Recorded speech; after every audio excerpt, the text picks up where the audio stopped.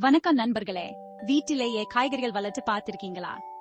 வீட்டில விளைந்த காய்கறிகள் சுவையா இருக்கு. சொல்லவங்க எப்படி %, இருக்காங்கன்னு தெரியுமா? வாங்க தெரிஞ்சுக்கலாம்.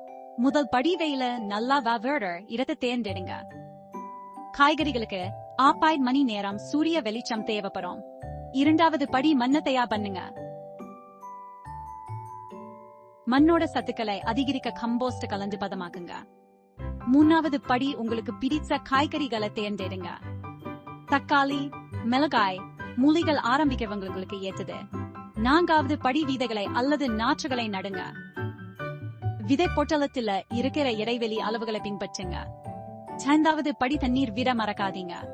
மண் ஈரப்பதமாயிருக்கணும், ஆனா சேராகிட சுடாது. ஆறாவது படி மண்ணை மூடி வைங்க. ஈரப்பதத்தை தக்க வைக்கவும் களைகளை விரட்டவும் மண்ணை மூடி வைப்பது உதவும். 7வது படி சூழ்ச்சிகளை கவனிங்க. உங்க செடி